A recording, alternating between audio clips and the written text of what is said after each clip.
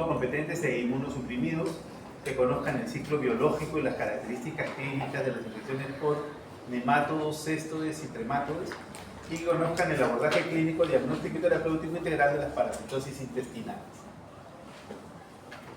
Entonces vamos a comenzar con los protozoarios. Los protozoarios son células eucariotas. Los helmintos son multicelulares macroscópicos y la mayoría de ellos son de vida libre. Las especies productoras de enfermedad, por lo común, van a ser parásitos obligados. Ahora, todos los parásitos intestinales son causa importante de enfermedad y muerte en todo el mundo. Están muy relacionados también con problemas de parasitosis, ¿cómo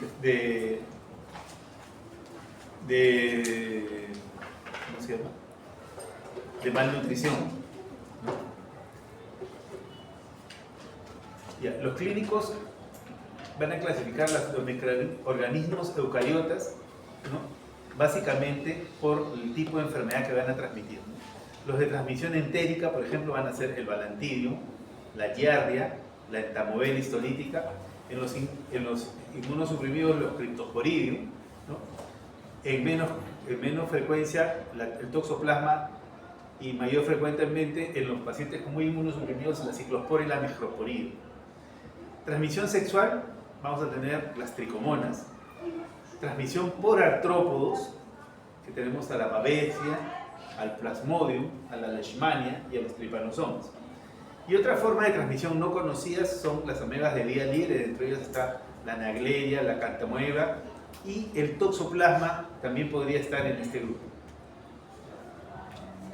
Cuando hablamos de amebas, la mayor parte de las amebas son de vida libre o muchas veces van a permanecer como comensales en el cuerpo. Entonces, ¿ustedes han llevado parasitología? A ver. El hace tiempo no entra en caso. ¿Lo llevar o no lo llevar? Ok. Entonces, eso de hace tiempo te enseñaron a leer y también ahora lees. O sea, no hay solución ahí. ¿No? Entonces, cuando ustedes piden un examen de heces, ¿no? Y les responden, entonces que encuentran, por ejemplo, amebas, ¿no? A ustedes lo que les importa saber es si son amebas de tipo patógeno o no patógeno, ¿no? Porque si sale Entamoeba coli, ¿es patógena o no es patógena? No es patógena. Entamoeba coli no es patógena. La patógena es la Entamoeba histolítica, ¿no? Si le sale Balantidium, ¿es patógeno o no es patógeno? Sí.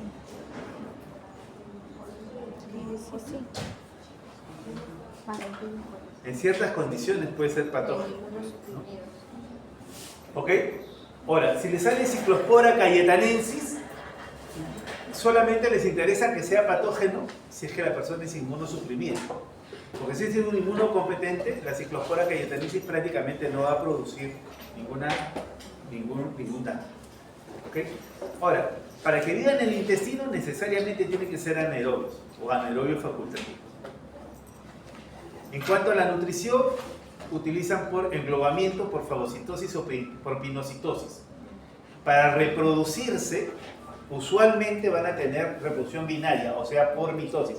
Aunque cuando veamos algunos patógenos, vamos a ver que desarrolla dos ciclos, un ciclo asexuado y un ciclo sexuado, ¿no? Muchos de ellos, o la mayoría, va a formar quistes resistentes y esa va a ser la forma como se van a perpetuar. Y ahora viene lo importante que ustedes deben tener y quiero que tengan en cuenta. Para que vayan durmiendo. Voy a cambiar de gafas.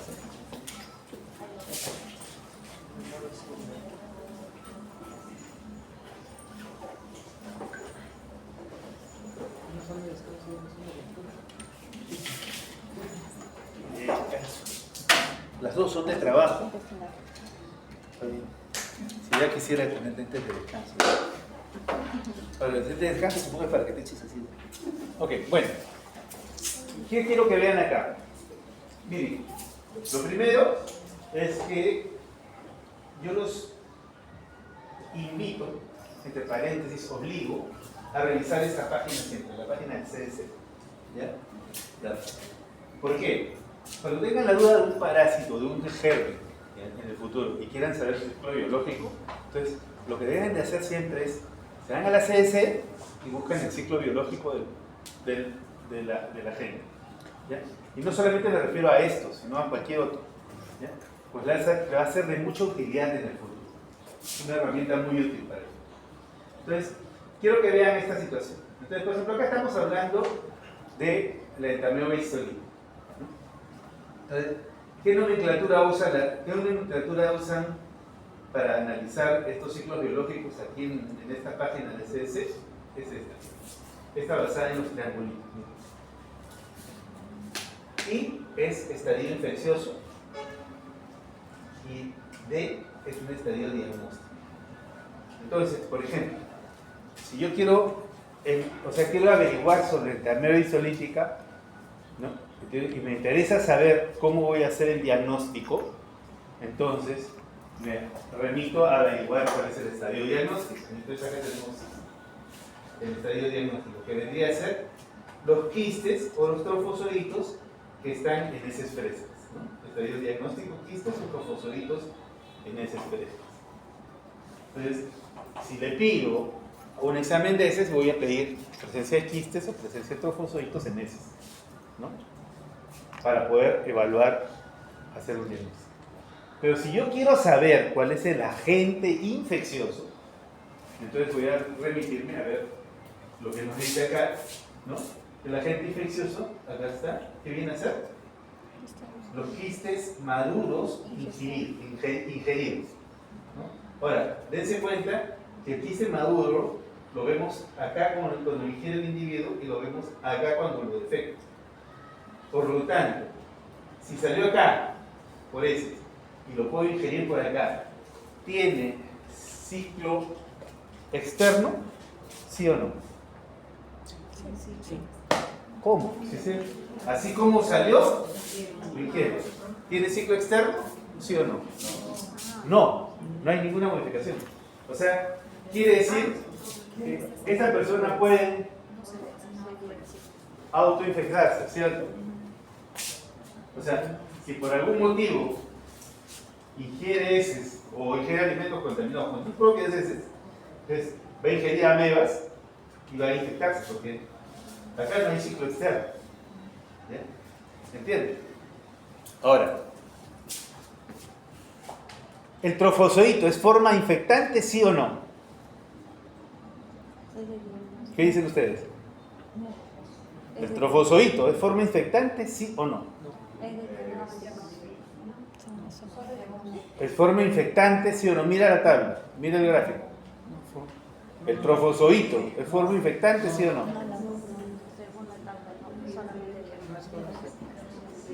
¿Dónde está el trofozoito? ¿Ah? ¿Está en las heces? ¿Está acá arriba? No es forma. ¿Por qué? Porque el trofozoito, una vez que sale al medio ambiente, se va a desecar y va a morir. Entonces, la forma como se va a perpetuar es en forma de quiste, ¿no? Acá, por eso tú ves que el trofozoito no es infectante. Y aún así, si tú lo ingirieses, con los ácidos gástricos va a terminar siendo destruido. ¿Ya? Entonces, la forma como va a contagiarse, la forma infectante es el trofozoito. ¿Estamos claros? ¿No? Okay. Eso es algo importante que tengan en cuenta, ¿no? Porque si yo les pregunto, ¿cuál es la forma infectante de la entameosis estolítica? ¿Cuál es? El quiste maduro. ¿Ya? Ahora, una vez que ingresa el quiste maduro, va a hacer su viaje, va a llegar a, miren, ingresa, se va a liberar en la primera porción del colon, el ascendente, ¿no? Y por vía porta va a llegar a hígado y podría llegar a pulmones, ¿no? Usualmente por vía porta va a llegar a hígado, ¿no? Y el hígado va a producir los famosos abscesos amebianos, ¿no? Y si llega a pulmones también podría producir abscesos. Muy rara vez va a llegar a ser, ¿no? Pero podría darse esas casos. O sea, Más o menos hay que identificar entonces los ciclos y cómo se va a manifestar el agente. Ahora, por otro lado, si vamos a ver arriba, vamos a darnos cuenta que el trofozoito solamente va a tener división binaria, no tiene división sexual. Es decir, los quistes y trofozoitos se encuentran en heces. Los quistes se encuentran en heces formadas, mientras que los trofozoitos están presentes en heces diarreicas. La infección se produce por ingesta de quistes maduros en alimentos contaminados, agua o manos. La liberación del quiste ocurre en el intestino delgado y los trofozoitos migran al intestino grueso. Los trofozoitos se multiplican por fisión binaria, mitosis en otras palabras, y produce quistes. Ambos estadios pasan a heces. Ambos estadios pasan a las heces y acá se cierra el circuito. Pero nosotros ya sabemos entonces que el trofozoito, una vez que es eliminado, se deseca y muere. En ese sentido ya lo tenemos bien claro. Entonces, analizamos el gráfico y ya lo podemos interpretar. ¿Ya? Ok. Eso nos va a servir para lo que sigue. ¿Ya? El quiste es el responsable de la transmisión. Los trofozoitos se destruyen en el exterior. La infección es no invasiva, sintomática y se elimina quistes en la mayoría de las veces, ¿no? Produce enfermedad intestinal única o también puede producir enfermedad extraintestinal por vía sanguínea porta a hígado, cerebro y pulmones. La entamoeba histolítica, ¿ya?, produce un fenómeno que se llama eritrofagocitosis y esa es la forma como nosotros lo vamos a poderlo diferenciar de la entamoeba coli, que es un saprófito, ¿no? Entonces, cuando ustedes ven una ameba en heces y ven que la ameba tiene digerido glóbulos rojos, ustedes os dicen, hoy hay eritrofagocitosis, por lo tanto es una entamoeba histolítica, ¿no? Es la primera forma como lo vamos a diferenciar. Después, taxonómicamente hay otras formas como la van a diferenciar, pero ya, no viene al caso en esto para que ustedes la diferencien, ¿no? Salvo que quieran hacer patólogos o microbiólogos, en este caso se lo van a seguir. Antes sí nos lo pedían, todavía no. Se ha descrito por contacto sexual, ¿no?, que tienen por ingesta de quistes o trofozoitos, ¿no? Es más probable que sea por quistes, ¿no? Por trofozoitos es un poco difícil que se produzca la transmisión. Entonces acá vemos a una entamoeba histolítica que ha digerido un glóbulo rojo, ¿no? Ahí estamos viendo el fenómeno de eritrofagocitosis. Entonces, pasa. ¿Qué tinción es esta? ¿Ah? ¿Quién dijo verde malaquita? ¿Quién dijo verde malaquita? Por el color. ¿Tú? Por el color. ¿Tienes formación en patología? No, soy técnica de laboratorio. Ah, bien. Uy, me llamó la atención justo. Ok.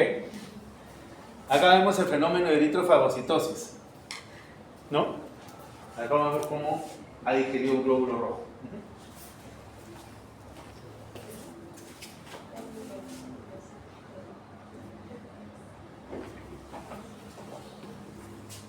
Acá también vamos a ver lo mismo, ¿ya?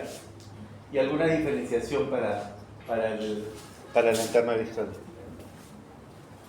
Avanzamos. ¿Qué factores de virulencia tiene la entamoeba histolítica? Es su capacidad endocítica, la producción de proteinasas extracelulares, tiene capacidad de activar el complemento y desdoblar la colágeno, ¿no? Tiene una lectina específica para la galactosa que media la unión del microorganismo y la mucosa colónica, ¿no? Entonces, y también va a liberar una proteína o una enzima que va a producir poros en la mucosa. Entonces, esos son los factores de virulencia de la entamoeba histolítica. Cuando nosotros vemos en la patología, vamos a ver una mucosa ulcerada con poca respuesta inflamatoria. Eso es característico de la entamoeba histolítica. Se habla de las úlceras en cuello de botella, ¿no?, que se van a extender hacia el interior de la submucosa. En algunos casos vamos a ver como una suerte de configuración, como un nido de amebas en una sola úlcera, ¿no? Y eso le llaman amebomas.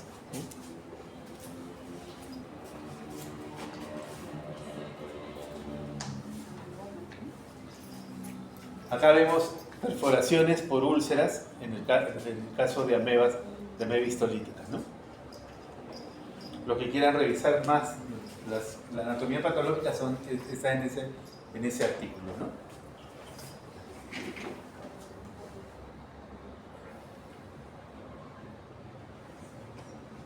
Miren, esta es una de las complicaciones más severas que se produce por ameba histolítica y son los abscesos amebianos. Acá vemos dos abscesos.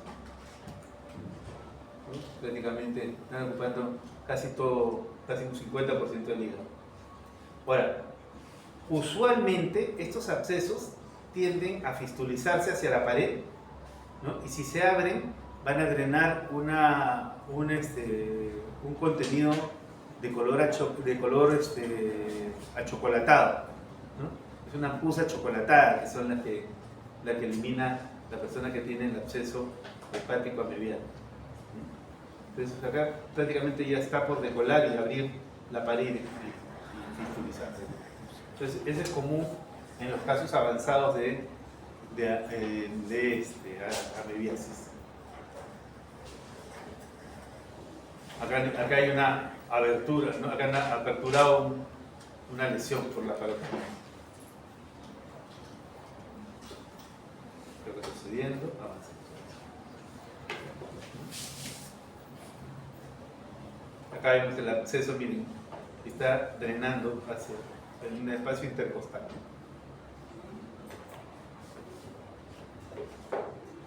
Entonces, las complicaciones más comunes de la amebiasis es el absceso amebiano, el absceso hepático amebiano, abscesos pulmonares.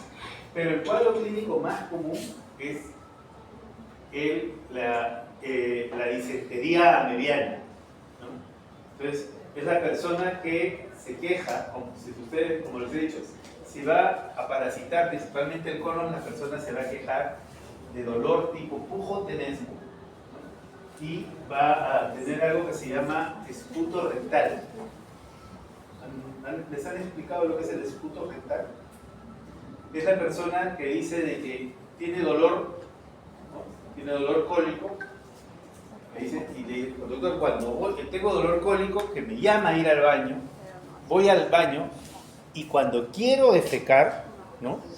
Elimino bastantes gases y elimino con fuerza la deposición, pero cuando miro la deposición lo que tengo no son heces, o si hay heces, lo que más tiene las deposiciones son moco, no y puede haber sangre. Entonces eso se le llama esputo rectal, por la fuerza con que la persona lo elimina. Y posteriormente sigo teniendo dolor, ¿no? Entonces, eso es característico en las personas que tienen disentería amebiana, ¿no? Entonces, el esputo rectal, hay que tener en cuenta ese detalle. Otra enfermedad que produce esputo rectal, la vamos a ver, es la banactidiasis, pero eso lo vamos a tratar luego. Entonces, ante ameba histolítica, el cuadro clásico es la disentería amebiana, ¿no? Y las complicaciones son hepáticas, pulmonares y posiblemente cerebrales, ¿no? Entonces, ahí, eso es en el caso de ameba. Ahora vamos a hablar de otro agente que yo considero que es incluso más importante, porque este agente está asociado mucho con los problemas de desnutrición o malnutrición, tanto en niños como en adultos, ¿no? que es la hierba. A ver, ¿cuál es la forma diagnóstica? Quiste y el trofozoito. Quiste y trofozoito, ¿en dónde? En heces. Quiste y trofozoito en heces. Esa es la forma diagnóstica.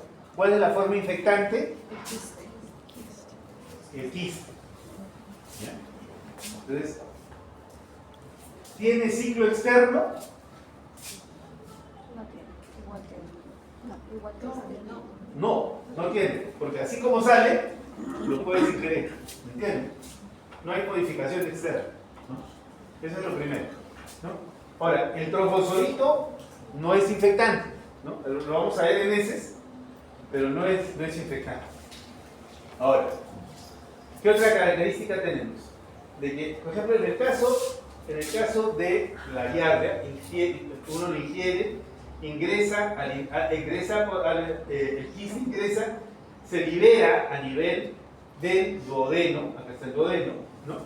Se libera en el duodeno y tiene un trofismo hacia las zonas hacia el área donde se producen las sales biliares y básicamente donde hay sales biliares.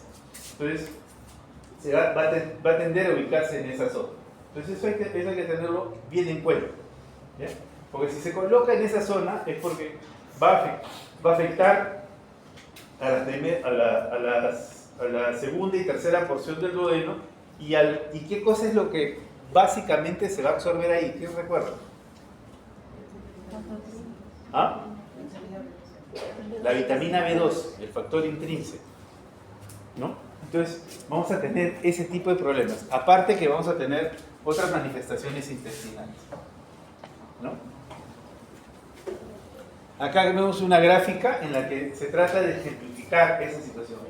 Lo que quiero que vean es lo siguiente. Este es el trofozoito, ¿no? Este es el trofozoito. Ahora, ¿qué pasa? El trofozoito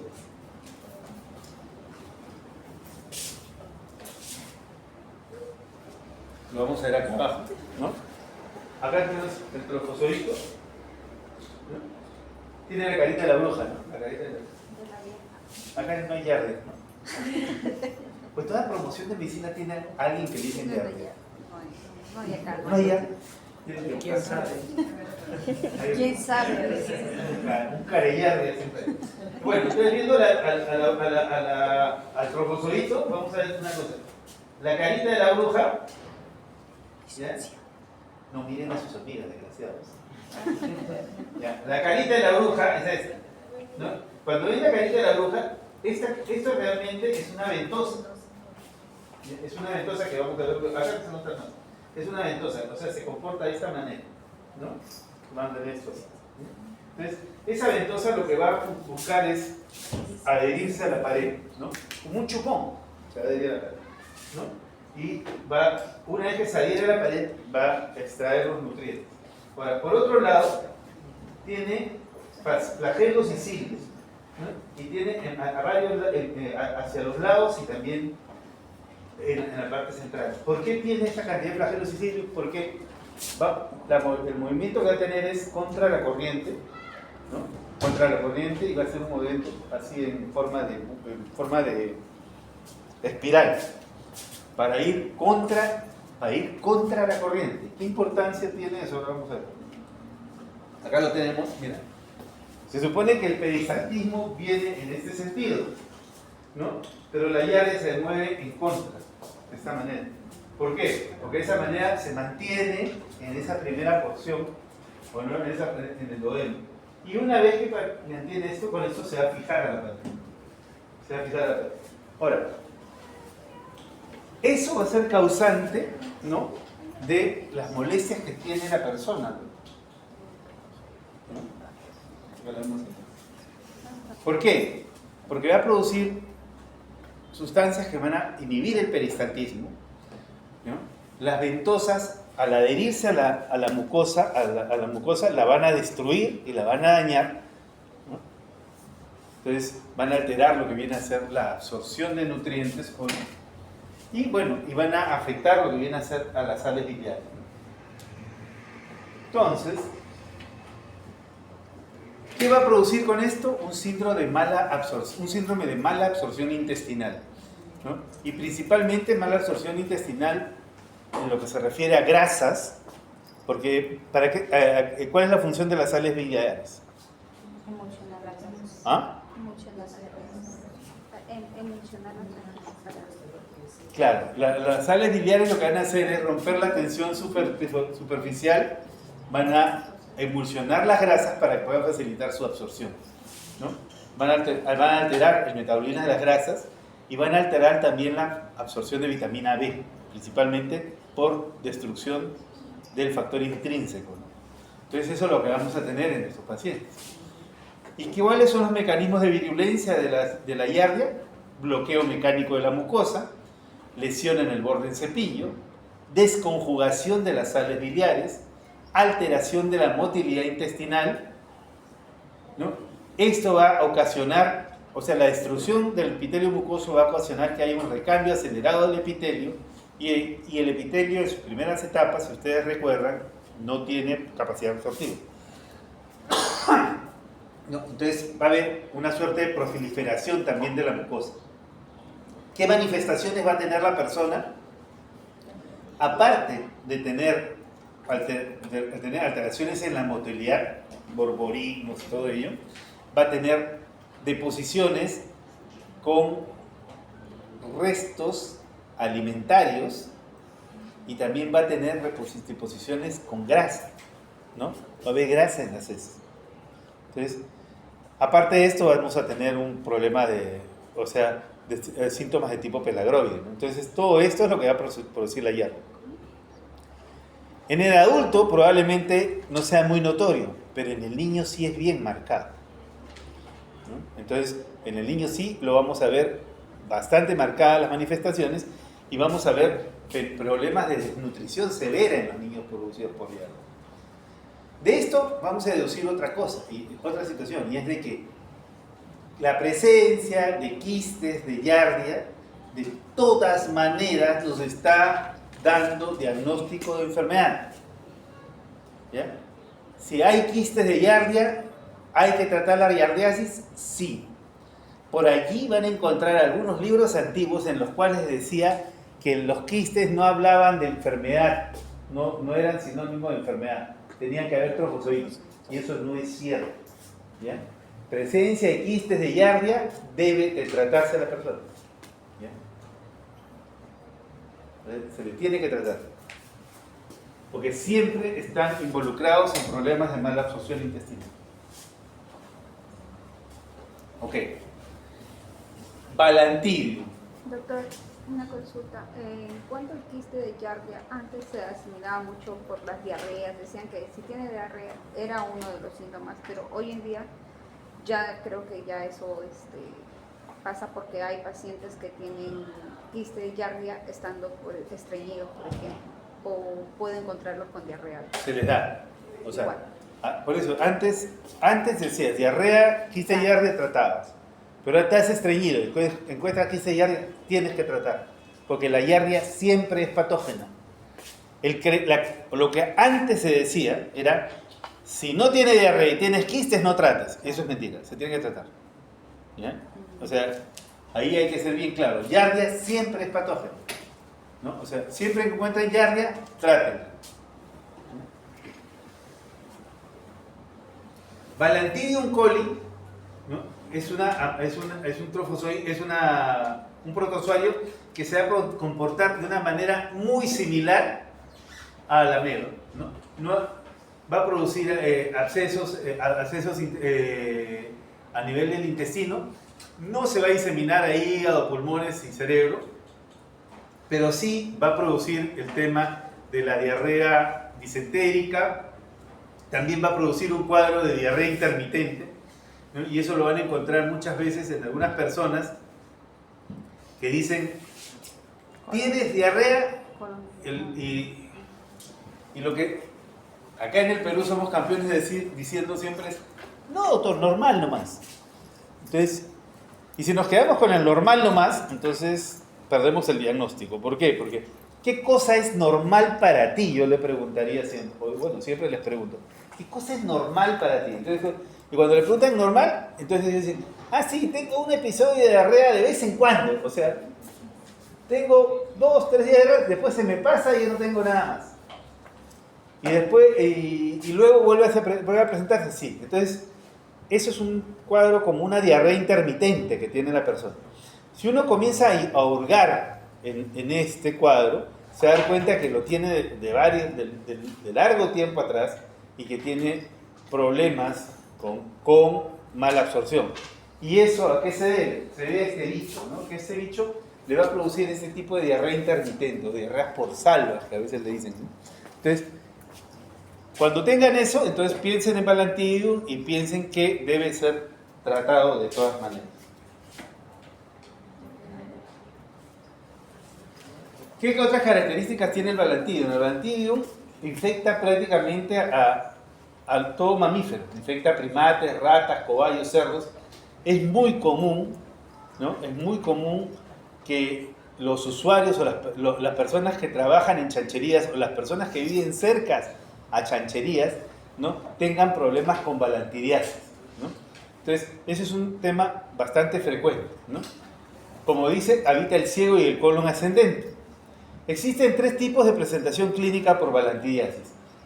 El portador sano asintomático, que generalmente son los dueños de las chancherías, ¿no? La forma crónica sintomática que tienen estos episodios que le digo de diarrea que alternan con estreñimiento, y las personas que tienen la forma disentérica aguda, que sí se quejan de dolor, pujo, tenesmo y todas las molestias relacionadas con la disentería por balantidiasis. Entonces, esa es la otra presentación. Ahora bien, para los 3 casos que hemos hablado, el tratamiento es sumamente sencillo, es metronidazol. Es metronidazol, la dosis es la convencional de 500 cada 8 horas. En el caso de giardia probablemente podría extenderse hasta 14 días. ¿Ya? Pero de 5 a 14 días debería ser suficiente para tratar los cuadros. Si estamos hablando de acceso hepático a mediano o otras cosas, ahí el tratamiento va a ser más prolongado y muchas veces requiere de cirugía. ¿Ya? ¿Cuándo es la indicación quirúrgica? Si el absceso es mayor de 5 centímetros. ¿No? Que hay que drenar el absceso. Ahora vamos a hablar de 2 protozoarios, o 3 creo que, 3, que están relacionados con inmunosupresión. Estamos hablando del Cryptosporidium, de la Isospora belli y de la Cyclospora cayetanensis. ¿Por qué se caracterizan estas enfermedades? Lo principal es que básicamente van a afectar a personas inmunosuprimidas. Después, el otro aspecto es de que la característica más común es la diarrea. Es una diarrea acuosa incoercible, ¿no? Es de muy difícil manejo, ¿no? Actualmente tengo un paciente, ¿no? que tiene una criptosporidiasis justamente, ¿no? que debido a que abandonó el tratamiento antirretroviral y después regresa con baja de peso y con diarrea. El paciente me refiere que tiene 2 meses con diarrea, ¿no? Entonces, le hemos iniciado hace un mes, le hemos reiniciado tratamiento antirretroviral, ¿no? Y el paciente todavía continúa con diarrea. Y es diarrea abundante, porque él dice que tiene un promedio de 7 a 12 cámaras diarreicas diarias. Entonces, bueno, y el problema de estos casos es de que muchas veces el tratamiento con cotrimoxazol o con metronidazol, que son los medicamentos que clásicamente se usan, no rinde efectos, no da efectos satisfactorios. Y lo único que logra controlar la diarrea es mejorando la inmunidad del sujeto. Por eso es que a la persona, cuando vienen con ese tipo de diarreas, lo que se tiene que hacer, si bien es cierto, le vamos a dar tratamiento, ¿no? con cotrimoxazol, o con metronidazol, lo que tenemos que aunar a ello, y aparte de la hidratación y todo esto, lo que tenemos que aunar a ello es el tratamiento antirretroviral. No olvidarse de iniciarles el tratamiento antirretroviral. ¿Por qué? Porque a medida de que el tratamiento antirretroviral mejore, entonces la respuesta frente a la diarrea también va disminuyendo, ¿no? O sea, la diarrea, ¿no? va disminuyendo. Entonces eso es importante tener en cuenta. ¿Qué sucedía en el pasado? Estoy hablándole antes del 2004, porque desde 2004 a la fecha nosotros tenemos tratamiento antirretroviral, ¿no? Pero antes del 2004, estas personas venían con un cuadro de diarrea que no se lo quitaba nadie, ¿no? Y uno veía pasar a la persona, ¿no? meses enteros con diarrea, ¿no? que terminaban matándolo, ¿no? Entonces la persona moría de diarrea, ¿no? Entonces por la diarrea, o sea, era una diarrea realmente era una catástrofe lo que se veía con estos pacientes, ¿no? Porque el paciente tenía que hidratarse todos los días, teníamos que hidratarlo hasta que o bien se resuelva la diarrea o el paciente fallezca. Ese es un tipo son cuadros clínicos que ya actualmente no los vemos, o muy raramente vamos a ver este tipo de situaciones ahora que hay terapia antirretroviral. Pero de todas maneras hay que tomarlo en cuenta, por si acaso algún momento por ahí nos falta un paciente que viene con diarrea, ¿no? Y una diarrea incoercible, entonces hay que pensar en la presencia de estos agentes, criptosporidium, isospora o ciclospora. ¿Cuál es la característica? Acá arriba lo estamos viendo, ¿no? Vamos a ver las formas infectantes. Vamos a ver si logro. Acá tenemos el agente. Si ustedes revisan acá, la forma infectante, ¿no? Es el quiste, ¿no? En este caso no hay modificación, se mantiene intacto, ¿no? Entonces, así como sale que tenemos un quiste de pared gruesa, la forma diagnóstica, la forma infectante va a ser lo mismo, un quiste de pared gruesa. ¿Qué otra característica hay que tener en cuenta? Es que este agente ingresa, ¿no? Una vez que ingresa, va a llegar a la velocidad intestinal y ahí se va a multiplicar, ¿no? Y va a ser ciclos repetitivos asexuados donde vas a ir multiplicando. En algún momento, ¿no? En algún momento de estos ciclos repetitivos va a comenzar la diferenciación por gametos, y la diferenciación por gametos va a dar como consecuencia la formación de un microgameto masculino y un macrogameto femenino. Recuérdenlo bien, en parasitología, microgameto siempre es masculino y macrogameto siempre son femeninos. Acuérdense de eso, no se olviden. ¿Ya?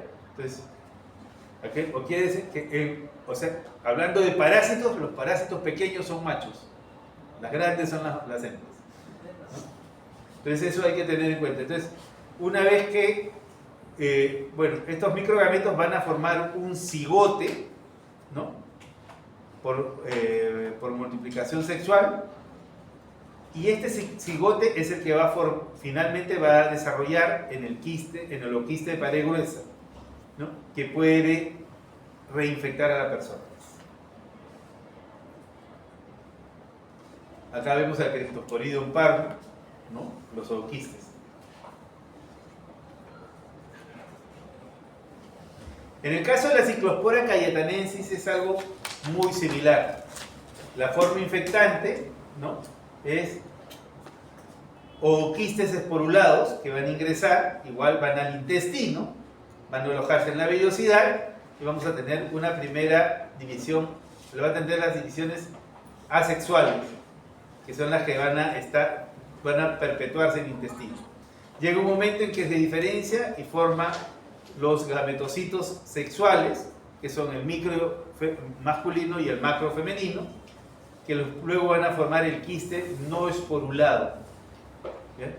Miren bien que acá forma un quiste no esporulado, que es una forma diagnóstica, el quiste no esporulado, pero para que sea infectante requiere de pasar el estadio de quiste esporulado.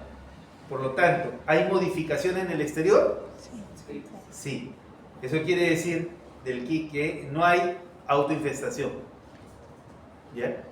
Porque tendría que en el exterior volverse un quiste esporulado. ¿Ya?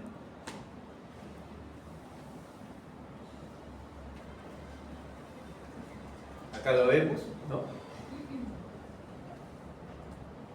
Pasamos esto.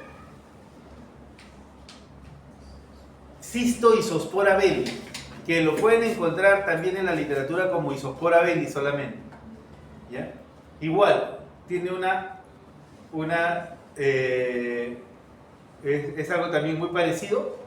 Miren, la forma infectante es el oquiste maduro con esporozoitos. Esa es la forma infectante. ingresa al intestino delgado, allí va a tener las formas asexuadas, luego se va a diferenciar en micro y macrogametocito, que luego van a producir el ooquiste. Este ooquiste, miren, este ooquiste es el que va a salir por heces y esa va a ser la forma diagnóstica. Entonces, en caso de la Schistoisospora belli, lo que tenemos como forma diagnóstica es el ooquiste en heces y la forma infectante es el ooquiste maduro con esporozoitos. Por lo tanto, ¿hay modificación externa? Sí.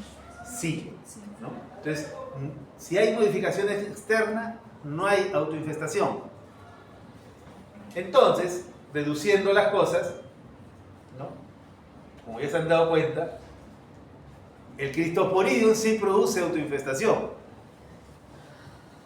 La ciclospora no lo produce y la Ciclospora cayetanensis no lo produce ni la Schistoisospora belli lo van a producir. ¿Por qué? Porque necesitan modificarse en el medio ambiente. Entonces es importante a tener en cuenta.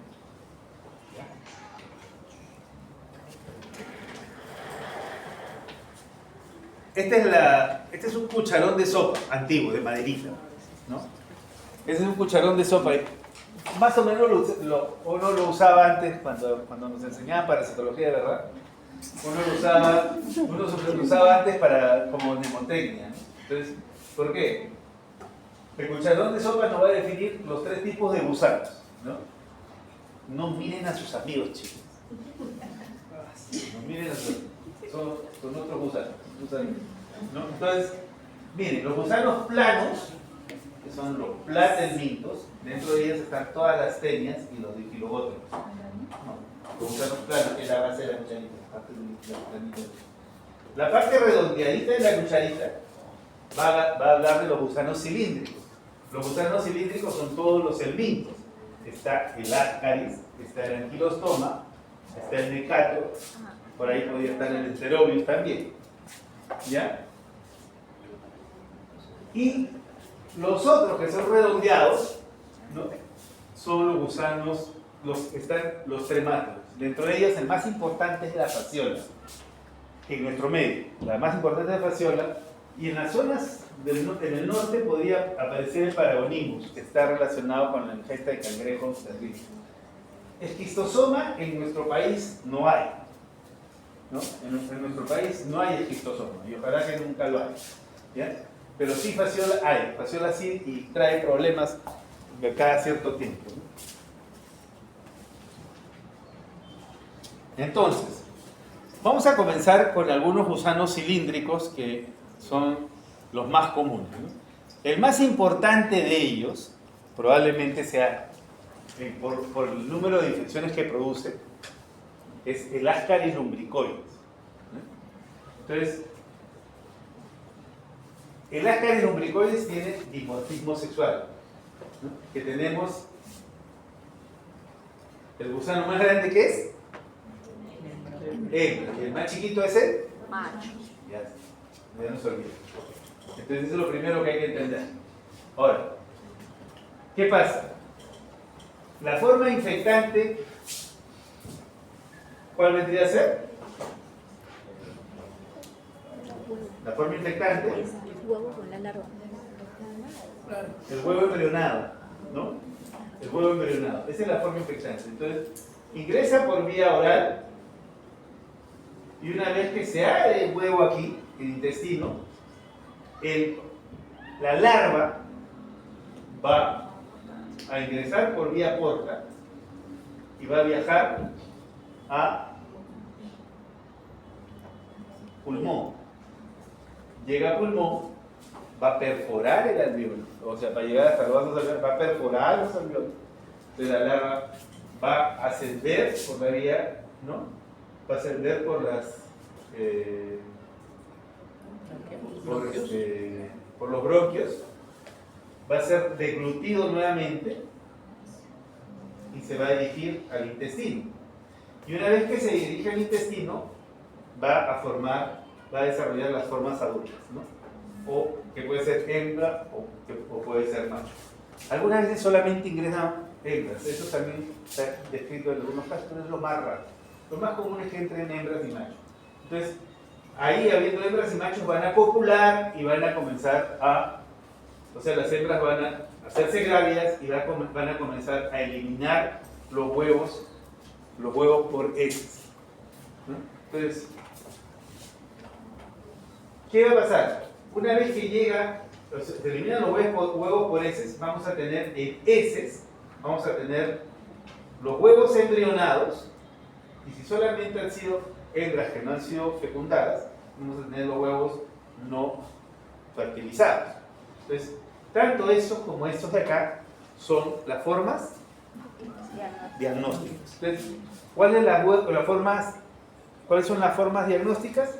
Pues huevos fertilizados o no fertilizados. ¿Cuáles son las formas infectantes? Los huevos embrionados. Entonces, hay que tener en cuenta ese detalle. ¿Qué cosa importante hay que tener adicional? Es este ciclo. El hecho que atraviese el intestino, viaje por vía sanguínea, va por vía sanguínea, llegue al alveolo y perfore el alveolo, ¿no? Va a producir un fenómeno a ese nivel, un fenómeno inflamatorio importante, ¿no? Que es, ¿quién sabe cómo se llama eso? El ciclo del óseo. El ciclo del óseo, ¿no? Entonces, y el fenómeno inflamatorio en pulmón se llama síndrome de Loeffler, o Loeffler, ¿ya? O Loeffler, como también algunos lo dicen, ¿ya? Entonces, ciclo del óseo y síndrome de Loeffler. Doctor, ¿la forma infectante también podría darnos el diagnóstico o no? Usted dijo que las dos de abajo son formas de diagnóstico. ¿Cómo vas a saber la forma infectante? Dime? O sea, Tendrías que revisar la lengua todos los momentos. Es un poquito difícil. Ok. Ascaridiasis. A menudo no muestra síntomas. Los síntomas pueden ser leves e incluir molestias abdominales. En infecciones graves puede causar bloqueo intestinal y afectar el crecimiento en los niños. Ahora, la tos que puede haber en estos niños se puede deberse al fenómeno de migración a nivel de pulmón, ¿no? Eso podría verse cuadros de tos. Entonces, o sea, yo veo toser a un niño, no voy a pensar en que tiene parálisis, es algo que venga de la selva. Entonces, de todas maneras, podría ser un inductor de, si es que tienes una poliparasitosis. En este caso podría ser que lo pueda pensar, que hay un síndrome de Loeffler si veo a un niño con tos. Entonces, ¿cuáles son los principales problemas que podrían, o sea, que todos tengamos nuestro gusanito adentro, gusanito estoy hablando, entonces es algo, ¿no?, que no lo vamos a saber sino cuando estemos fríos, ¿no?, y que estemos próximos a que nos pongan el saco de madera. Ahí sí vamos a saber si tenemos un gusanito o no tenemos varios gusanitos, ¿ya? Entonces, es muy común que la mayoría de la población tenga, pero nunca producen. Es tu mascota, dale cariño de vez en cuando, ¿no? Pero pasa ya, tu compañero, para que no estés solo en las noches de invierno, no hay ningún problema. ¿Ya? El problema no es que tengas uno, el problema es que tengas un montón, como es en el caso de aquí, ¿no? En este caso tenemos tenemos un fenómeno de oclusión intestinal por Ascaris. Ahora, el Ascaris, ¿por qué puede llegar a ser peligroso? Es por esta situación. Porque te va a producir, o sea, porque el Ascaris lo que va a hacer es producir malnutrición, ¿no? Si lo tengo en esas grandes cantidades, entonces los nutrientes lo va a digerir el Ascaris y no la persona. Entonces ahí vamos a tener ese problema. Y la otra situación es que también podría, en algún caso, ¿no?, podría, por una alteración en el movimiento, podría impactar alguno de los agujeros, ¿no?, o las válvulas, por ejemplo, un Big Wilson, entonces, y producir probablemente una pancreatitis, cosas así, ¿no? Entonces, en esos casos podría haber algún problema de ese tipo. ¿Ya? Síndrome de Loeffler. Lo que se caracteriza, la definición es una eosinofilia pulmonar simple. La causa es idiopática, ¿no? Hay ausencia de síntomas o signos leves e inespecíficos. Hablábamos de la tos, Si es que es muy intenso, puede haber disnea o febrícula, eso también podría darse. En la radiografía de tórax podríamos ver radios, o sea, lesiones opacas que cambian de lugar, ¿no? Es una cosa que se ha referido, ¿no? Pero para poder ver eso tienes que tomar varias placas, ¿no? No es tan sencillo. Entonces, en la tomografía vamos a ver opacidades en forma de vidrio esmerilado o consolidaciones en nódulos pequeños. Podría notarse esto en los casos de síndrome de Down. Los hallazgos son difíciles, ¿no? No es algo muy sencillo hacer un diagnóstico de ese tipo con placas radiográficas. De todas maneras, acá, este es un caso muy interesante, ¿no? que describen un grupo de investigadores bolivianos en que vieron el fenómeno, ¿no? en un niño de 4 años de edad, ¿no? que tenía una eosinofilia muy persistente, ¿no? una gran cantidad de como ven, y cuando le toman las placas tienen esas imágenes. Ahí está la cita para que puedan revisar el caso con detenimiento. ¿No? Ok. Ahora vamos a pasar a los gusanos planos. Los gusanos planos son uno de ellos es particularmente peligroso, ¿no? Yo también diría que es uno de los más peligrosos que existen. Y me refiero básicamente a la tenia del cerro, ¿no? La tenia saginata no tanto, ¿no? Más allá de que tengas un parásito muy largo, ¿no? Y que tengas un problema de malnutrición, no va a tener mayor complicación en ese sentido. En el caso de la tenia solium, no es la tenia solium en sí el problema, sino el problema son los huevos que va a eliminar la persona, ¿no? y que puede contaminar a las personas que están en su entorno. Y en ellos se va a producir una enfermedad terrible que es la cisticercosis, ¿no? Entonces, ese es el tema de las tenias, ¿no? O sea, cuando uno tiene una persona, cuando uno ha diagnosticado a una persona la presencia de tenias, entonces está en la obligación no solamente de tratar a la persona, sino de vigilar el entorno, la familia, ¿no? Para ver si es que en algunos de ellos hay síntomas o signos o manifestaciones de cisticercosis. Entonces, mucho cuidado con ello. Entonces, bueno, aquí vamos a tener algunas variantes. Lo primero es que las tenias son zoonosis, son enfermedades en que el huésped definitivo, que es el que va a albergar, ¿no? la forma adulta, el huésped definitivo, que es el que va a albergar la forma adulta, es el animal, que puede ser o un vacuno, un bovino, o puede ser un porcino, dependiendo de qué esté hablando. Sin embargo, el ser humano podría comportarse como un huésped accidental y albergar la forma adulta, que es lo que estamos viendo aquí, ¿no?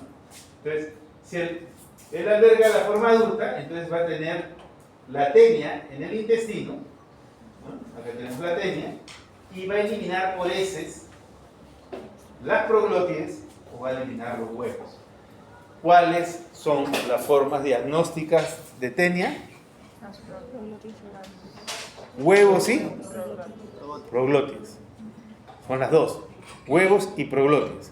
Ahora, las proglótides, ¿no? que son segmentos de la tenia, no son otra cosa sino un útero ramificado y tiene una gran cantidad de huevos en su interior, ¿no? Entonces, muchas veces la persona viene con las proglótides, ¿no? Viene trayendo las proglótides y te dice, estoy eliminando esto. Entonces uno cuando mira, de acuerdo a las formas, a la forma que tiene la proglótide, puede determinar si se debe a solium o si es debido a saginata, solamente minática, ¿no? Entonces ahí uno puede hacer la diferenciación rápidamente. Ahora, estas son las formas diagnósticas, pero el huevo es también forma infectante frente a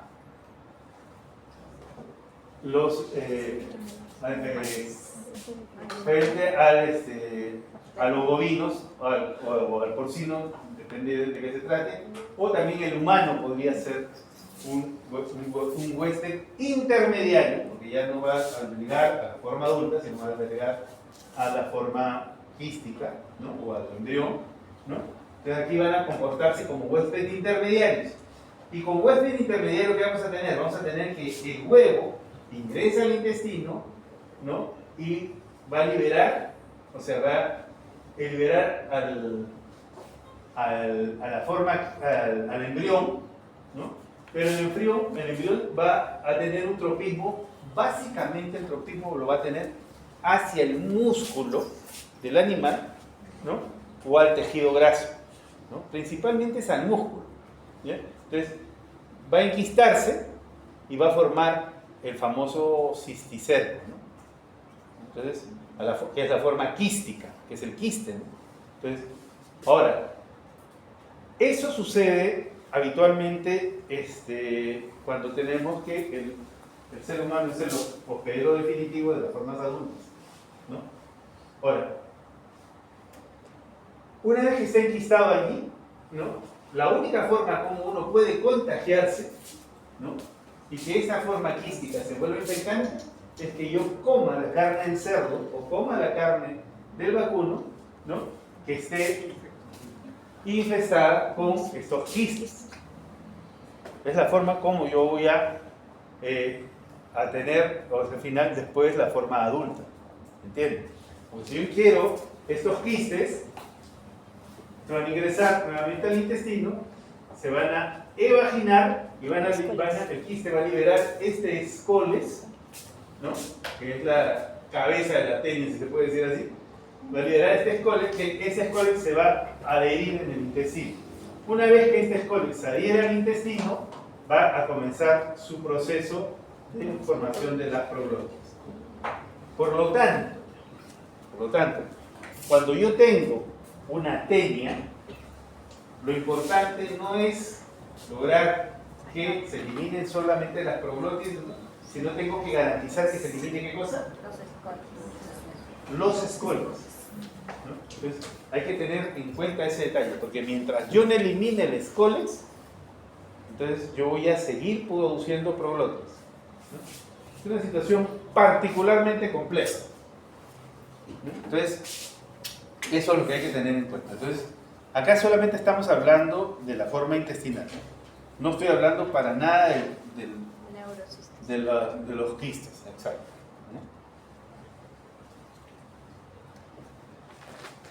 Entonces, ¿cómo se hace el diagnóstico de la teniasis? A través del examen de las muestras fecales, ¿no?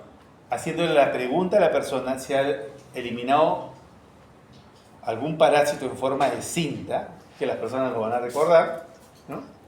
Entonces, si es que es así, entonces hay que pedir que recolecte estos parásitos. Si no, también podemos hacerle un examen, pedir un examen de heces para buscar huevos. Ya hablamos de que los huevos de Taenia solium causan cisticercosis. Entonces, listo. Acá tenemos una Taenia solium, ¿no? Básicamente, esta parte, esta pared, esta cabecita de ganchos, algunos tienen un peinado así parecido. No miren a sus amigos, chicas. Sí soy, algunos sí tienen un soy. peinado así. Sí soy. Por ahí lo dicen. ¿Ya? Entonces, esta pared de ganchitos es la que se va a adherir a la mucosa intestinal y a partir de ahí va a producir va a permitir de que estas ventosas luego succionen los nutrientes y luego produzcan las proglotis. Entonces acá tenemos el escoles de la Taenia solium y acá tenemos el de la saginata. Ahí están las características para que ustedes las tengan.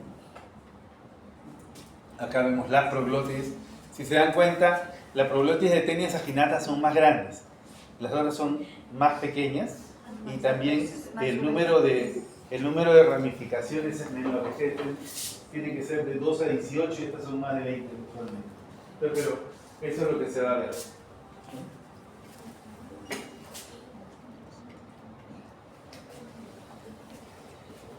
El enterobius.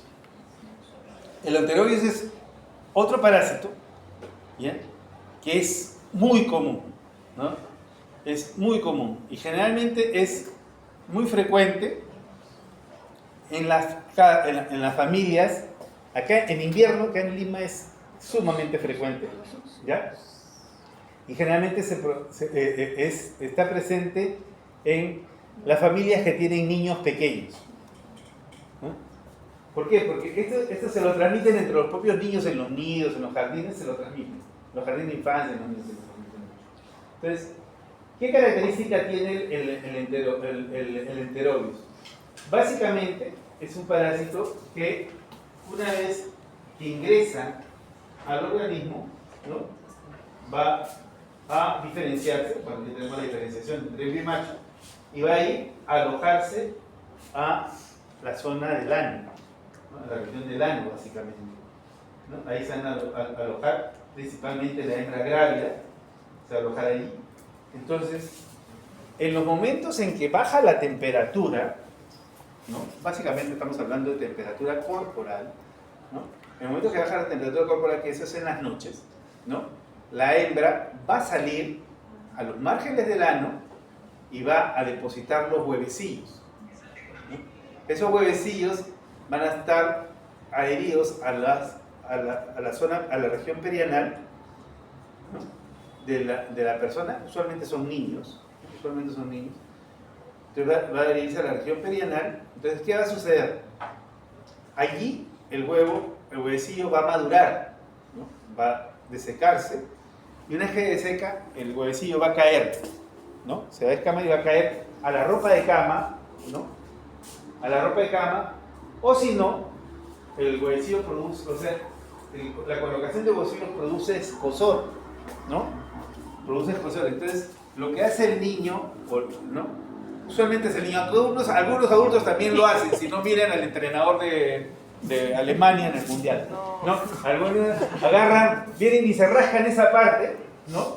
Se rascan esa parte, y así como el entrenador de Alemania hace esto, ¿no? Bueno, sí. Por salud. Es el ejemplo típico de lo que no se debe hacer con una cámara de datos. Entonces, si le pica, rásqueselo con otra parte, ¿no? En su casa vienes con, ¿no? Entonces la cuestión es de que, bueno, el niño lo que hace es rascarse, entonces los huevecillos se meten entre las uñas, ¿no? Y luego, pues, mamá te quiero mucho. Mamá te quiero mucho. Ay, chiquito. Entonces ya, en ese momento, contamina al resto de la familia, comenzando por la madre, ¿no?, el padre. A los abuelos no, porque los abuelos estamos bien alejados, ya nos mandan bañaditos, no lo reciben, ¿ya? Entonces, o si no, lo que mejor hacen es contaminar a sus amiguitos, ¿no? Entonces, de esa manera agarran, lo diseminan en el nido, ¿ya? Entonces, una vez que lo diseminaron en el nido, todo el onza, igualito, hasta la profesora, están contaminados, ¿ya? Todos, así, todos. Entonces, ¿y qué pasa? Nadie reconoce que le pica tal parte del cuerpo, ¿no? Porque siente, ¿no? Pero la cuestión es de que se disemina. La enfermedad se disemina, y se disemina en la familia, se disemina en el aula, se disemina en todas partes. Pero siempre las profesoras de niños siempre tienen que... Si tienen una amiga que es profesora de kindergarten, cuando entre a su casa, toma el ventasol, mamita. Toma el ventasol para que no se duerma. Si no entras a mi casa, tienes un trago, sí, pero con el ventasol. La botan, ¿no? Ok. Entonces ya saben ya. Entonces, eso es lo que va a suceder. Entonces, por eso se disemina mucho el oxígeno. Ahora, pareciera que es una cuestión simple, que solamente es un tema de prurito, pero no es así. O sea, en el caso de los varoncitos probablemente no sea mucho problema, porque es el prurito anal que no les va a dejar dormir, ¿no? Entonces, y por ahí puede haber bruxismo y cosas así. Pero el caso de las niñas sí es particularmente problemático. ¿Por qué? Porque el oxiuro, o sea, si bien es cierto, la hembra va a depositar los huevos en el margen del ano, entonces la niña puede transmitirlo a vagina, ¿no? Entonces, no es raro que por ahí venga una madre desesperada porque su hija está teniendo, su hijita de 3 años, 4 años está teniendo descensos. Entonces viene desesperada porque ¿cómo va a tener descenso mi hijita? ¿No? Entonces, y uno mira, entonces uno la examina y uno encuentra pues que tiene una inflamación marcada, no solamente en ano, sino en vagina, ¿no? Y tiene puntitos de sangre. Algunas a veces dicen, está menstruando, no está menstruando, solo lo que tiene es que le pica tanto, le produce tanto prurito que en rascarse se produce lesión. Entonces, eso es un problema realmente, ¿no? ¿Por qué? Porque muchas veces piensan que se masturba mi hijita, que se está poniendo cosas, ¿no? Y 1000 cosas, y no piensan en que tiene oxiuros, ¿no? Entonces, y los oxiuros son comunes, ¿ya? Porque que tire la primera piedra el que no le picó ahí y que tuvo oxiuros en la infancia, no lo van a reconocer. Yo sé que ninguno de ustedes va a levantar la mano. Ahorita les está ¿No? picando. Ni Daniel va a levantar la mano, nadie va a levantar la mano. Pero ahí sí no levanta la mano, ¿no? Entonces, pero eso es así, ¿ya? Entonces hay que tener mucho cuidado en ese detalle. Ahora, ¿cómo se diagnostica esto? Si le piden exámenes de heces, no van a diagnosticar nada, ¿no? Nunca van a... Entonces, hay 2 formas de diagnosticar. La forma más complicada que existe, ¿ya? La más complicada y que todo el mundo la recomienda es la cinta engomada. Anda, ponle un scotch que te jede a la gente, pues a ver si te acepta, ¿no? Pero todos la recomiendan. No, ponle scotch y agarra miedo. Entonces ya, todo el mundo va y le pone el scotch. ¿Sabes qué? ¿Le pica o no le pica? Sí, le pica. Dale tratamiento para la solo olvídate del asunto. No pierdas el tiempo buscando si le pica o no le pica. Y si lo quieren ver, ¿no? Y si tienen la posibilidad de ver, entonces van a su casa de noche, ¿no? Van a su casa de noche y le dicen, y van con su linterna, ¿no? Para eso tienen que tener su linternita a la mano, entonces, y agarran, y en el momento que está dormido el niño, ¿no? Abren, o sea, tiene que ser rápido, ¿no? Con la linterna, abren y lo iluminan y van a ver cómo los gusanitos rápidamente se meten al ano. Y van a ver la migración de los gusanitos, ¿no? Claro, vayan a hacer eso en la casa de todos los niños de ese cerro que está delante. Entonces, después me lo cuentan, lo filman y me lo pasan a la voz. Pero lo que se tiene que hacer es así: si te pica, no te rasques, toma el vendasol, ¿no? Si te pica, ¿no? Entonces hay que tener en cuenta ese detalle, ¿no? Hay que ser, en ciertas cosas hay que ser prácticos, no hay que ser muy complicados. Ahora, un detalle con respecto al albendazol. El albendazol se mastica, no se traga, ¿ya? Se mastica, ¿ya? Porque por allí dice tabletas masticables. Masticables quiere que agarren su diente y hagan eso. Si no, hagan los juguitos y se lo toman, ¿ya? Entonces es importante tener en cuenta esos pequeños detalles, ¿no? Porque si le dan el albendazol en pastilla para que se lo trague, entonces no va a tener mucho efecto. Entonces, y albendazol dosis única resuelve el problema. Igual con el Ascaris, ¿eh? Lo resuelve, en One lo resuelve. Entonces, como ustedes saben que lo van a tratar al niñito, lo van a tratar una vez, tratan a toda la familia, ¿no? Para que nadie se rasque, ¿ya? Entonces, a todos. O sea, todos quiere decir abuelita, abuelito, ¿no? Abuelita, abuelito, papá, mamá, visita, ¿no? Trampa, empleada, perro, gato, todos. Cuando se dice todos, es todos, ¿ya? Entonces, todo, ¿no? Porque a todos les va a picar y a todos se van a rascar, pero no lo van a reconocer. Así no les pique. Así no les pique, ¿ya? Todos se tratan. Y lo que tienen que hacer después es abrir sus ventanas, ¿no? Limpieza general de la casa, ¿no? Las sábanas, limpiarlas, ¿no? No las sacudan, no hagan esto, porque si tomaron las patillas y sacuden, entonces, o sea, lo que perdieron lo van a recuperar. Nuevamente entra, porque también entra cuando sacuden. Entonces, moraleja, si quieren hacerle para pegar al vecino, sacudan en la ventana para que caiga abajo, ¿ya? Al menos mi vecina Maruja debe odiarme, porque cada vez que va mi nieta yo puedo afuera. Entonces ese es el tema, ¿ya? ¿Ok? Entonces, cambio total de ropa, sacudan todo, ¿no? ¿No? Pero fuera, no dentro, ¿ya? O si no, no sacudan y metan la lavadora de frente. ¿Ya? Entonces, ese es el tema del oxígeno. Ahí tienen las fotos. Doctor, una pregunta. ¿Los tratamientos deben repetirse? Cada 3 meses. Cada mes. Como son niños, cada 3 meses. Porque cada 3 meses van a tener otros. No antes. ¿Ya? Entonces, acá miren, acá tienen las bolsillos que han salido. Se van a volver a meter, ¿no? Y eso es por el codo. Está penando.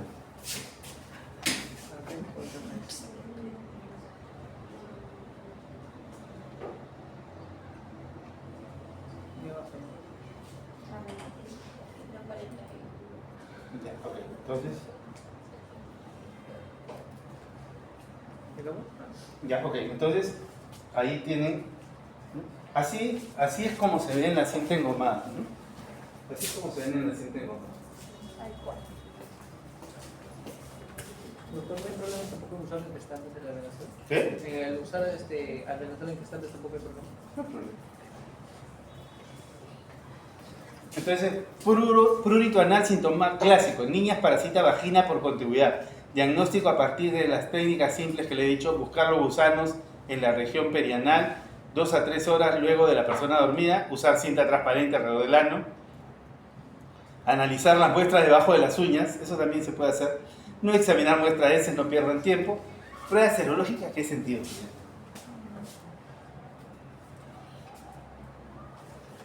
Y estos son los desgraciados más grandes que existen, ¿no? Estos son los peores de todos. Estos son, ¿ok? Entonces, acá lo que quiero que vean es lo siguiente. Estos son las uncinarias, ¿no? Entonces, miren, la uncinaria tiene una característica importante. La forma diagnóstica es el huevo en heces. Voy a comenzar desde acá, ¿ya? Es el huevo en heces. El huevo en heces necesita del suelo para madurar. Entonces, una vez que llega al suelo, que tiene que ser un suelo húmedo, ¿no? Va a formar la famosa larva rhabditiforme, rhabditoide. Esta larva rhabditoide todavía no es infectante. ¿Ya? Tiene que tener una segunda modificación a esta otra larva, que es la larva filariforme. ¿Ya? Esta larva filariforme es el problema, ¿no? ¿Qué va a pasar? Esta larva filariforme va a ingresar, ¿no?, a través de la piel. Y una vez que ingresa a través de la piel, se va a dirigir, va a buscar la circulación. Entonces, una vez que está en circulación, va por circulación mayor, ¿llega a dónde? A pulmón, a los alveolos. Perfora el alveolo, sube igualito que el ascaris, sube, es ingerida y luego se dirige al intestino. Una vez que llega al intestino, se va a comportar de manera muy similar al ascaris. Vamos a tener el parásito grande que es hembra y el parásito pequeño que es macho. Van a copular, van a formar huevos y estos huevos van a volver a ser eliminados por heces. Pregunta: ¿hay autoinfestación interna, sí o no? ¿Hay autoinfestación interna, sí o no? Es externo No. porque necesita No. suelo. No hay autoinfestación interna. ¿Por qué no hay autoinfestación interna? Necesita Porque suelo requiere del para que- suelo para modificarse. ¿Ya? Eso estamos hablando de los uncinales. ¿Ya? No estoy hablando para nada, escuchen bien, estoy hablando para nada de los estrongiloides. ¿Ya? El estrongiloides sí tiene autoinfestación interna, pero estoy hablando de uncinales. ¿Ya? Entonces no hay autoinfestación interna, ¿no? Ok. ¿Hace ciclo de Loss? Sí, Sí. ¿Puede hacer síndrome de Loeffler? también. Sí. Ya, ok. Entonces, cerrado el asunto. ¿Qué pasa cuando este parásito, por qué digo que este parásito es un desgraciado? ¿No? ¿Por qué? Por lo siguiente. Acá tenemos a las uncinarias, estas famosas uncinarias. Son pequeñas, ¿eh? Aparte son muy pequeños, son de milímetros. Entonces, acá tenemos a la uncinaria que está adherida a la mucosa, ¿no? Se adhiere a la mucosa. Entonces, voy a retroceder otra vez para que vean esto. Acá. Quiero que miren. Acá tenemos el anquilostoma duodenal y el mecato americano que hay acá en el Perú, ¿no? Miren, tienen como unas cuchillas en el aparato bucal. Tienen como cuchillas o como unos ganchos. Estos ganchos, estas cuchillas le van a permitir adherirse a la mucosa, ¿ya? Y como yo siempre digo, si es que hay algo parecido a Drácula, no es el vampiro, sino son las uncinarias. ¿Ya? Y ahí está la prueba de que esto sí es Drácula, ¿no? Acá tenemos el huevecillo del anquilostoma duodenal, acá tenemos la larva filariforme, y acá tenemos el aparato bucal del anquilostoma duodenal, amplificado no sé cuántos miles de veces. Pero miren, igualito a Bela Lugosi. Entonces, ¿no? Que alguno de sus compañeros tenga la dentadura así no quiere decir que sea un anquilostoma su amigo, ¿verdad? ¿Ya? Solo tiene que ir al dentista. Entonces, pero miren con esas cuchillas. Entonces, ¿no? Bueno, este es un artículo de la revista, este es Nature, ¿no? En que pone el gato americano, el asesino americano, ¿no? Entonces, acá lo vemos a la hembra y el macho copulando, pero lo que vamos a ver básicamente es la agresividad que tiene este parásito, ¿no? Acá tenemos al mecato, miren, igual, ¿no? Acá está el aparato bucal, el otro tenía como unas espinas, este tiene como unas cuchillas, una gileta. Entonces, las uncinarias son las causantes de la anemia y la desnutrición en nuestro país. Se producen tanto en niños, ¿no?, como en adultos. Los efectos más graves son anemia, deficiencia de proteínas en el sitio de fijación intestinal de los gusanos adultos, ¿no? Y son causantes del retardo en el crecimiento y en el desarrollo mental de los niños. O sea, no es de juego este parásito, ¿no? Es muy, muy agresivo. Entonces, estas son una serie de síntomas y signos que producen las uncinarias, ¿no? Para que vean lo agresivo que puede llegar a ser, ¿no? A nivel de pulmones, cuando viaja por el Loeffler, gastrointestinales, ¿no? Que en la zona de fijación va a producir sangrado, va a producir daño en la mucosa, ¿no? Hematológica, por el gran consumo de hemoglobina que tienen estos parásitos diariamente. Entonces uno pareciera que si esto lo van a multiplicar por 360 días y van a darse cuenta de la cantidad de hemoglobina que consumen, ¿no? Y las manifestaciones adicionales que tiene el parásito, ¿no? Entonces, muchas veces las personas que tienen uncinariasis, ¿no?, se quejan, no solamente de molestias intestinales, sino tienen alteraciones en el sueño, tienen geofagia, ¿no? ¿Saben lo que es geofagia? No sé si han visto algunos niños que rascan la pared y se comen la tierra, o que comen tierra, ¿no? Eso es geofagia. Entonces, es un acto muy común en estas personas que tienen uncinaria. ¿Y a qué se debe esto? Se debe principalmente al déficit de fierro que tienen estas personas. Entonces, por eso es la tendencia a comer tierra, ¿no? Entonces, ese es un detalle que se va a ver, y es común, no es una cosa rara. Si ustedes ven a niños que tienen geofagia, piensen en uncinarias, ¿sí? No piensen que están locos comiendo tierra, ¿no? Entonces, acá por ejemplo vamos a ver al mecato. Acá están las cuchillas del mecato. Miren, este es el intestino, el tubo digestivo del mecato. Pero quiero que miren, esto de acá es la mucosa, ¿no? Entonces, esa es la forma como el mecato destruye, ¿no?, las diversidades intestinales para alimentarse, ¿no? Entonces, para que vean lo agresivo que puede llegar a ser este parásito, ¿no? Este es causante de los presidentes de la República que tenemos. ¿no? Entonces, para el diagnóstico de las uncinarias, lo que se tiene que hacer es pedir evaluación de búsqueda de uncinarias, ¿no? Y para la prueba que se tiene que pedir es métodos de concentración de esos. ¿Ya? Entonces, como yo sé que no se van a acordar de que, oye, era sedimentación, era concentración, ¿no? Sedimentación en copa o concentración, no se van a acordar. Estoy seguro que de aquí a 30 años van a ser traumatólogos y no se van a acordar de nada, ¿no? Ya la uncinaria lo van a tener bien. Pero no se van a acordar. Entonces, si quieren, como no sé que no se van a acordar, ustedes le dicen solamente búsqueda de uncinarias. Ya, y con eso ya han resuelto el problema. Ya que el patólogo, el parasitólogo ya se preocupen en qué método van a utilizar. Pero si ustedes quieren que la persona, si ustedes quieren que el parasitólogo diagnostique, tienen que decirle que lo busque. Porque si ustedes no le dicen que lo busque, entonces si le van a decir examen parasitológico de heces, él va a hacer un parasitológico y se va a olvidar el asunto. Pues si usted le digo, si le pones examen parasitológico de heces, búsqueda de uncinarias, entonces él allí va a agarrar y va a buscar las uncinarias. Si no, les va a decir negativo y realmente no ha hecho la prueba. Entonces hay que ser bien precisos en esta situación. ¿Ya? O sea, no les pido yo que digan método de concentración, nada. Solamente digan qué quiero que busquen. Difilobotrium. El Difilobotrium, ¿ya?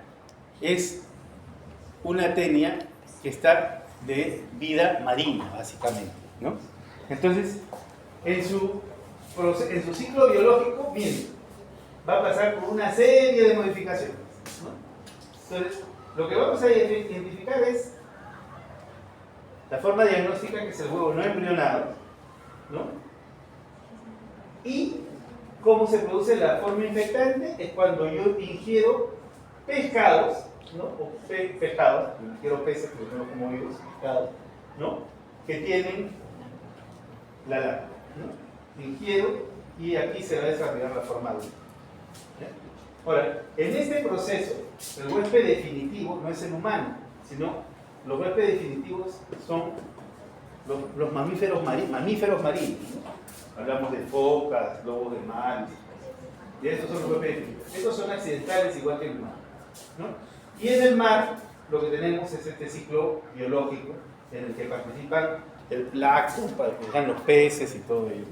No les voy a pedir que me lo diferencien, solamente que intenten, que sepan que la forma diagnóstica es buscar, encontrar los huevos, ¿no? Los huevos o también las proglotas. Forma diagnóstica. Sí, estas son las formas diagnósticas.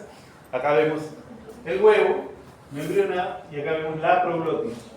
A diferencia de las tenias sagitales, o lo que son cintas, que son cintas gruesas, acá vamos a ver cintas delgadas, ¿no? Cintas delgadas, y no se puede diferenciar mucho las proglotis, ¿no? Y lo que sí es llamativo es que la persona les dice que está eliminando metros de un gusano, ¿no? Metros de un gusano cuando hace deposiciones, ¿no? Entonces sale, ya se imaginan por eliminar una cinta, ¿no? Entonces ahí es cuando la persona se desespera, ¿no? Entonces, y usualmente lo que trae son segmentos grandes del parásito, ¿no? Cuando ustedes esos parásitos con segmentos grandes, los únicos felices somos los infectólogos que les tomamos harta fotos, ¿no? Y que los queremos hospitalizar a cada rato para ver que boten el escoles y no lo logramos, pero ni porque los trato de convencer para que se quedan. Y nunca puedo ver los escoles. Me siento frustrado en ese sentido. Entonces, acá vemos una foto en la que este médico lechero ha logrado sacarle todo el parásito, se medía como 15 metros, ¿no? Entonces, qué rico que es el ceviche. Pura pota. Ok. Son las tenias más grandes que pueden infectar a las personas, pueden crecer hasta 30 pies de largo, si el pie es más o menos 30 centímetros, estamos hablando de 9 metros, ¿no? La mayoría de las infecciones son asintomáticas, pueden producir obstrucción intestinal o biliar causada por la migración de los proglótidos, ¿no? El diagnóstico se realiza mediante la identificación de huevos o segmentos. para todas las tenias el tratamiento es praziquantel. ¿Ya? No se olviden, el tratamiento es praziquantel. Y yo no sé por qué no hay praziquantel en el Perú, pero creo que porque nuestro ministro tiene tenias y la gasta. Entonces, ese es el tema. No hay praziquantel en el Perú. No hay. Desde ayer ha habido un colega ahí en la sociedad desesperado buscando dónde había praziquantel. Yo tenía uno ahí en farmacia y dice, no, ese es para infantiles.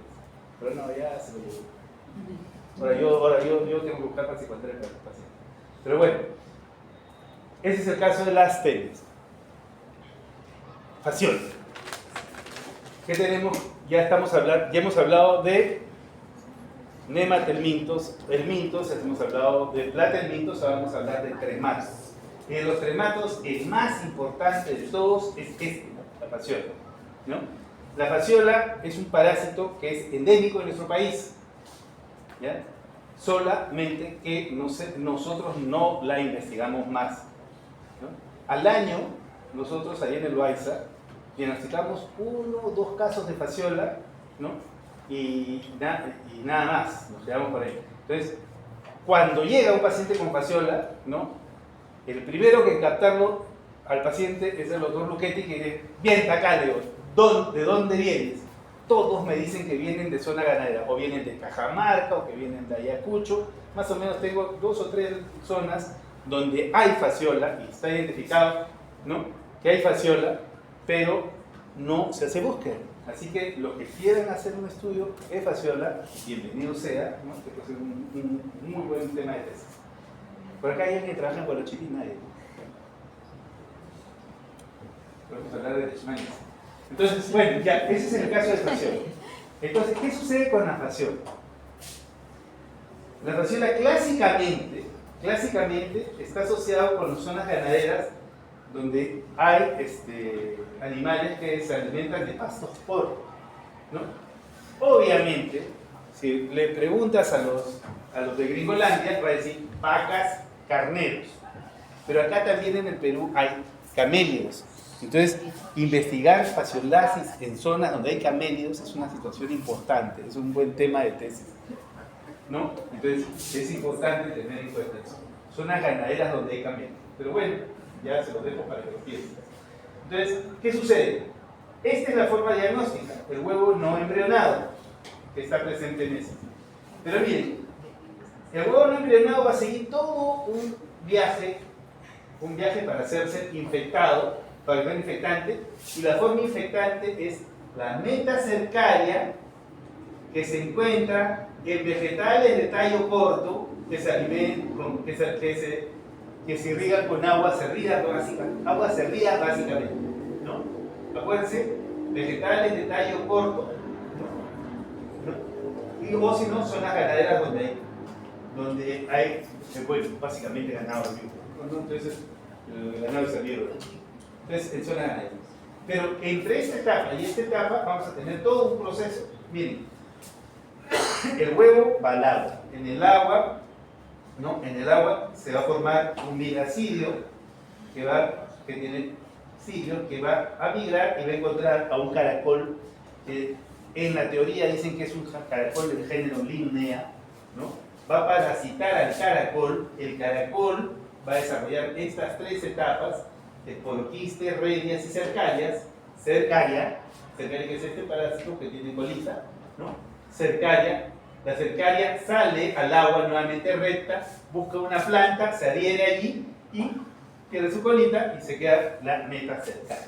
Entonces, ¿en qué vegetales de tallo corto? Allí también lo que tenemos que entender es que va a parasitar,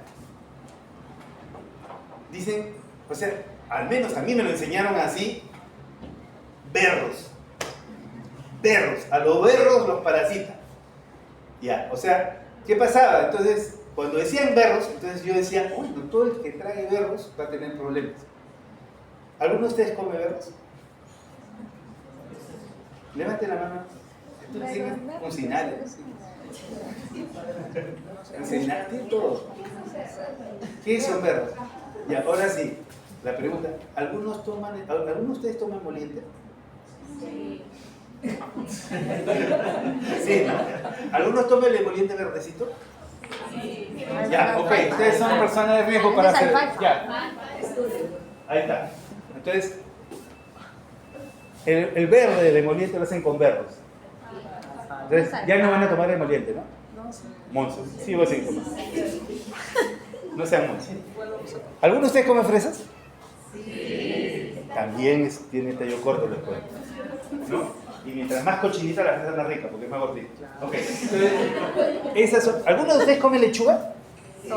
También. O sea, ya van varias cositas en varias cositas vamos teniendo problemas, ¿no?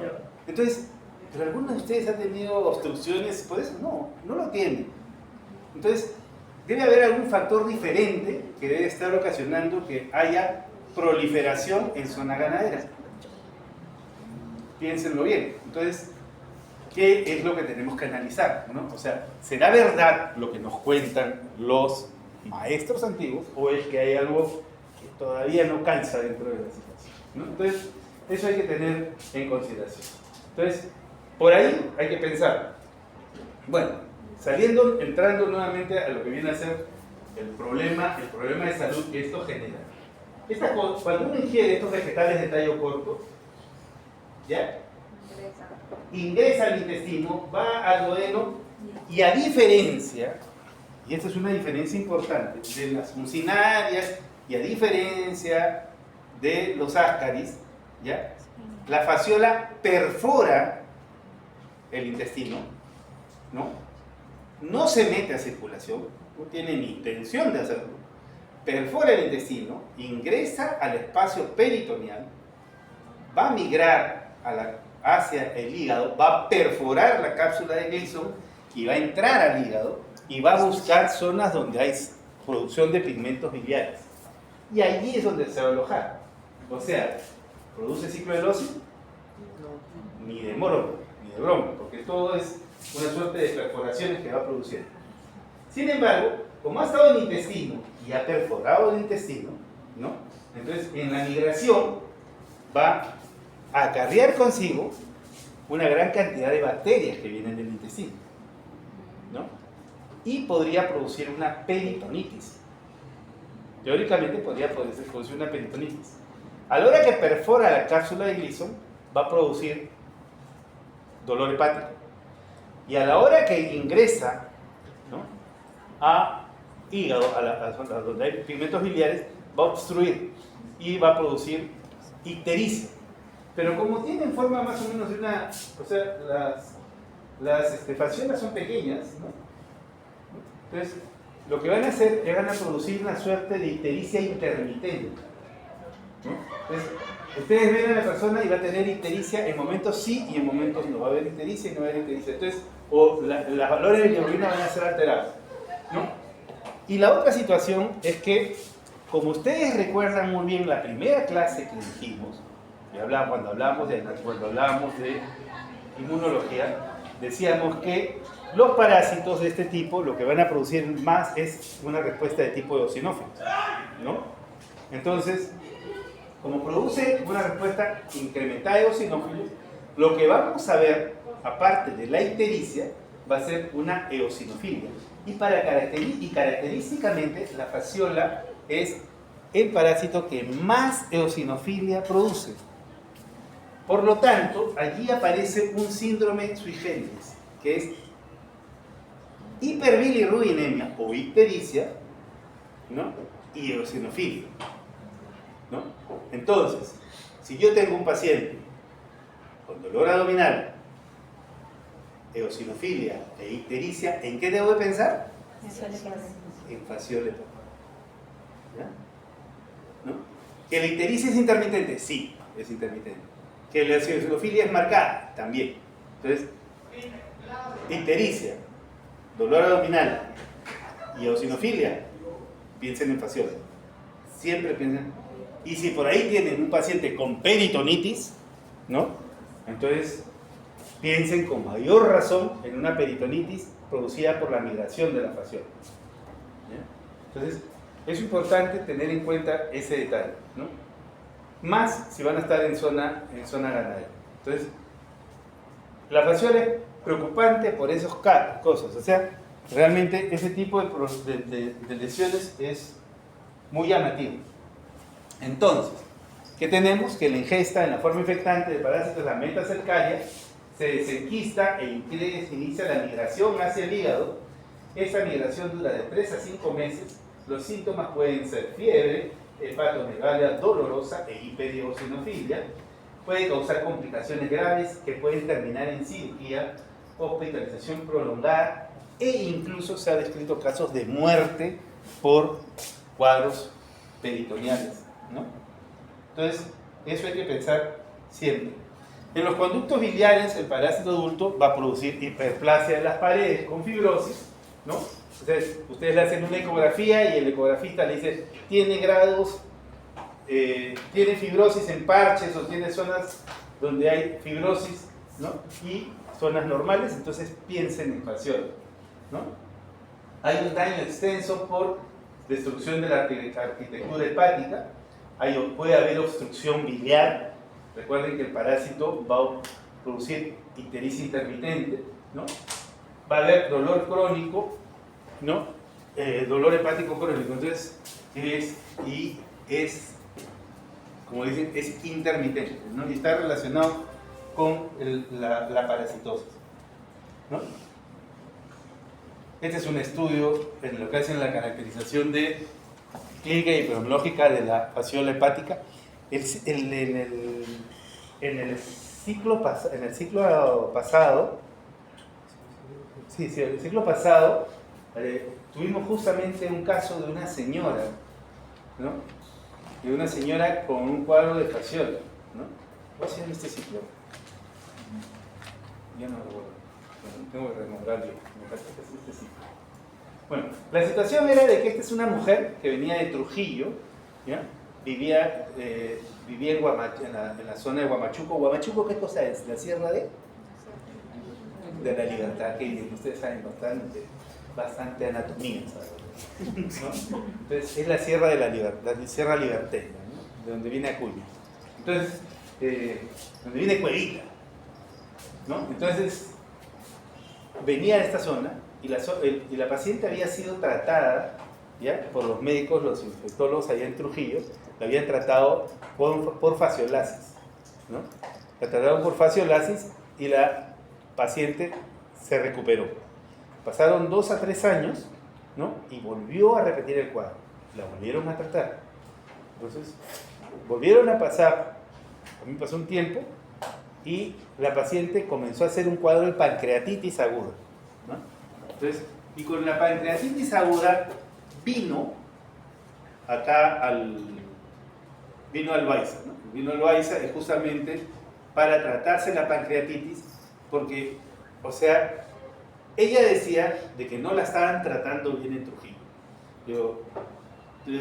¿Y qué cosa es lo que le están dando? Me están dando triclavendazol. Triclavendazol es el tratamiento para la fasciola. Me están dando triclavendazol y en las 2 veces que me han tratado, o sea, me he recuperado, pero he vuelto a repetir la enfermedad. Entonces, cuando la vemos acá, oh maravilla, ¿no? Tenía una cuadro de pancreatitis, ¿no? Tenía un cuadro de pancreatitis, la tratamos, ¿no? Y la paciente exacerbó el cuadro de pancreatitis durante el tratamiento. Entonces, le programamos una CEPRE, ¿no? Entonces, entraron, hicieron una CEPRE, ¿no? O sea, que nunca he visto personas más felices que el gastroenterólogo cuando estaba pescando su fasciola. Entonces, agarraba, sacaba una tras otra, y una tras otra, y dice, está quedando, estoy sacando fasciola. ¿Por qué no me llamas, desgraciado? Porque estoy tomando al paciente y no lo veo. Pero ya, sacó más, o sea, con la CEPRE, haciendo la CEPRE, comenzó a sacar fasciolas. Entonces, eso me llamó a revisar un poco la literatura de qué cosa está pasando. Y no es raro que en las CEPRES, ¿saben lo que es CEPRE, no?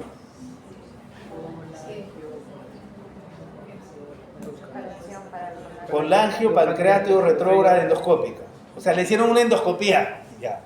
Y ahí, entonces, no es raro, y Colombia lo ha escrito también en algunos casos, que en las CEPRES encuentren las fasciolas y las describen, o sea, crean fasciolasis por diagnóstico de CEPRE. Entonces, o sea, eso es llamativo, ¿no? Eso es bastante llamativo, ¿no? Porque no es algo, no era, o sea, la CEPRE prácticamente es un procedimiento muy nuevo, de los últimos 10 años prácticamente. Entonces, es importante tener en cuenta ese detalle. Entonces, no estaría de más hacer alguna investigación al respecto. Miren, este es el estudio de Cayetano. Obviamente lo quiero quemar, pero no sé por qué lo dejo, también porque es muy bueno. Miren, Ancash, 20 casos. Cajamarca, 10. Junín, 11. Lima, 7. ¿No? Entonces, si se dan cuenta, prácticamente son zonas donde hay ganado, ¿no? Donde hay ganado. Entonces, se debería investigar más en ese sentido para poder hacer más diagnósticos del tema. Este es el cuadro clínico que describen que todos esos los conozco. Más picón me quedo. Ok. Entonces, miren, dolor abdominal, pérdida de peso, diarrea, fiebre y es de más o menos comunes, ¿no? Distensión abdominal, prurito.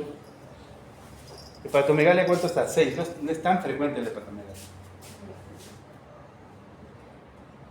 Y acá está, listo. Esas son las lecturas que pueden revisar, ¿no?